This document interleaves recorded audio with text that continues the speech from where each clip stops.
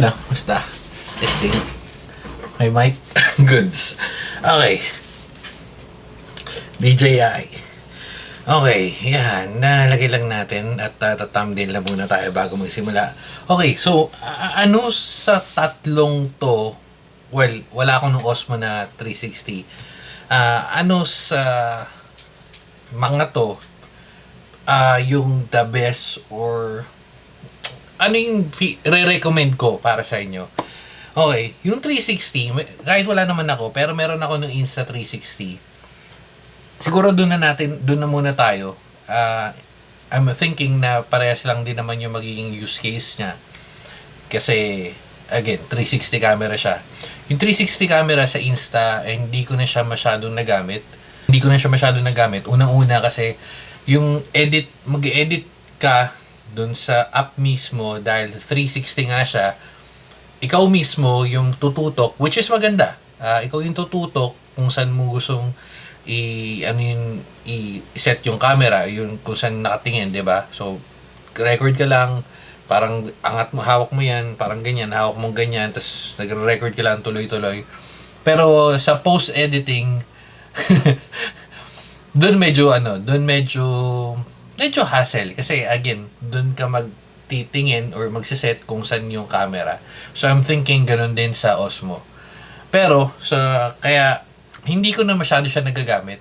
Gagamitin ko lang siya siguro if may 360 view or pupunta ka sa mga bundok, mga ganun. Feeling ko doon ko siya magagamit. Pero kung yung dito lang, etong tatlo na to, yung medyo nagagamit natin. So, punta tayo dito. Para sa akin, ito pa rin yung pinaka-the best. Yung Osmo Pocket 3. Meron lang tayong isang issue. Dahil nga, yan, nakikita nyo naman sa tutok, sa itsura, unang-una, pinakamalaki yung Osmo, yung Pocket na 3. Pero, kung ganito usapan lang natin, or nasa loob ka ng bahay, or steady lang naman kayo, or alam mo, sa restaurant, mag-video ka ng ganito ganyan, pinaka-the best para sa akin, ito. Ang medyo issue niya lang, wait lang.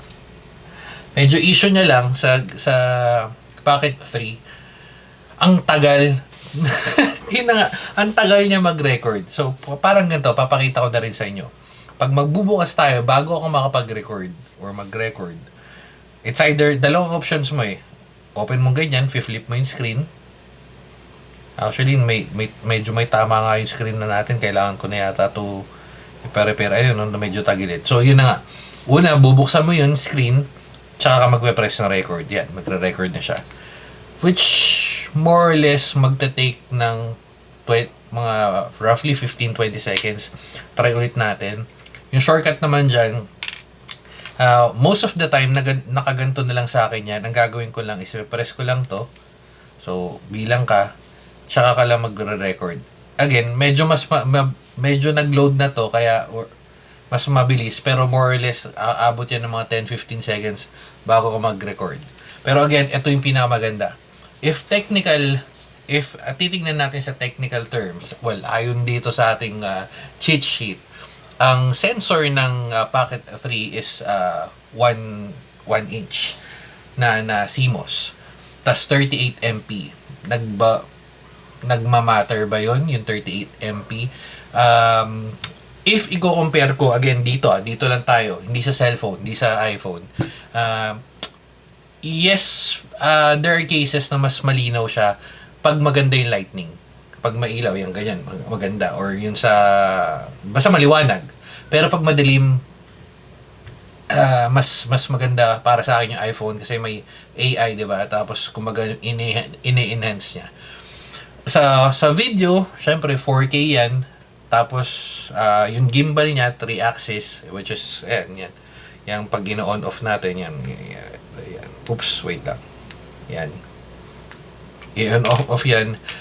Tapos sinasabi nila, total na daanan natin, sinasabi nila medyo sirain dahil sa axis. Etong mismong unit na to, nilalagay ko lang sa bag. Inaya ko na siya. Hindi ako nagka-issue sa ganito. Medyo iingatan, yes, siguro maingat lang ako, pero again, hindi ako nagka-issue dito. Ngayon ko nga lang nakita itong issue dito. sa screen na yan. Ayun, no? Balik. So, yung screen yung medyo nagka-issue. Field of view, 180. Yung zoom, times 2. Actually, yung zoom na yun, medyo hindi talaga zoom, hindi ramdam. So, pwede mong gawin is yung afternoon is i-edit mo na lang kung ano yung ginagamit mong pag-edit. Ito nga yung LCD. As may internal storage na 50 gig. Pero naglagay ako dito ng 256, hindi ko matandaan. 256 ang nilagay ko, alam na SanDisk. So, tatanungin natin, yung sa storage pala pupunta tayo. Naglagay ako ng, nagbubukas. Naglagay ako ng 256 na storage dito. Ito as is lang. Meron tong 128 or 128. Ito is yung 50 gig pero bala ko maglagay ng 128 or 256 din. Pero ito wala na tayo nilagay dito kasi pang ano to dadaan pupunta na tayo. And then yung battery life plus minus naglalaro siya ng mga 2 hours more or less. Pero kasi meron akong power bank naman, sobrang bilis mag-charge, parang less than 15 minutes, less than 15 minutes, halos full charge na siya. So, hindi ako nagkaroon ng issue sa battery if pag-uusapan natin to. And, yun nga lang, wala siyang waterproofing, and then yung cinematic, yun nga, the best pa talaga siya pag nasa maganda yung ilaw. So, pupunta tayo ngayon dito. Ito, medyo mas mabilis lang explanation dito kasi nakikita nyo naman meron siyang built-in na ganito which is parang insurance siya ng Action 6. Pero the moment na tinanggal mo to, ito yung pinaka game changer niya. Bakit? Kasi sobrang stealthy niya. Pwede mong bitbitin tapos actually pag ganyan-ganyan ka lang hindi mo mapapansin na nagre-record kayo, di ba? So ito yung parang pinaka naging selling point. Sabi ko nga dapat bibenta ko to tapos papalit na lang isa pang Action 6. Kasi may nabili ako di ko alam kung kailan lalabas ng video na to. May nabili ako na parang tabingi yung video natin. May nabili ako na Bluetooth controller na magko-control ng Action 6 na hindi niya mako-control. Multiple Action 6, kahit ano pa yan, DJI 3, DJI 4, 5 Pro, mako-control niya pero yun nga, hindi siya medyo naging issue sa dito, hindi kasi niya nako-control to, same as yung Pocket 3. So yun, ito yung pinaka naging selling point talaga niya. Tapos meron siyang kasama siyang yung neck mount na ilalagay mo lang sa pagganyan, nakaganyan. Sobrang dali. Recommended to lalo na if siguro medyo bago-bago ka pa nagvi-video, nagva-vlog, tas if trip mo lumabas, ito pinaka the best. Tsaka sa tatlong to, ito yung pinakamura. May mas mura pa yung 64 gig na variant pero hindi ko siguro mare-recommend yon unless of course nabibili ka ng sarili mong SD card kasi yung 64 medyo kakapusin ka ng onte unless na tuloy-tuloy yung video mo. Pwede ka naman mag-external video card, SD card pero again tong 28 or 128 gig mas palag-palag na to. And then lastly, total nandito na yung cheat sheet natin. Yan, nakalagay naman doon yung CMOS. And obvious naman, compact siya. Yung CMOS niya is 1/3, 1.5 or parang ganoon din nakalagay. Pero 35 MP, 4K din naman to. Tapos yung stabilization niya, real life scenario, ayos lang. Field of view, 143 OLED, ito yun. Tapos yung battery, yung life niya, most of the time na ginagamit ko siya tuloy-tuloy without the dock na kaganto na naka-mount lang sa akin ganyan, naglalaro siya ng more or less 30 to 40 minutes. Tuloy-tuloy yun, walang tigil, whether mainit, malamig, kasi napunta nga tayo sa iba't ibang lugar, di ba? So more or less ganun naglalaro siya. So ayun yung pinaka naging ng Osmo sa akin or yung Nano. Ngayon, ito yung pinaka-favorite ko ngayon. Bakit? Kasi ang dami niyang accessories.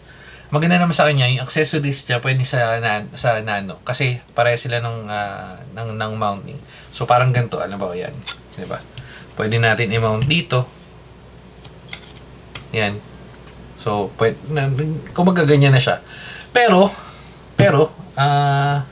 ang pinaka naging malupit sa kanya, bukod sa marami siyang accessories, nakikita nyo naman yan. Meron siyang ilaw, may rig, may lens cap, meron pang ganito. Kumbaga, ang pinakamabilis sa kanya, pinakamaganda sa kanya, wala akong battery, wala nakasaksak, nag-charge ako Pag press, the moment na mag-press mo to, yan,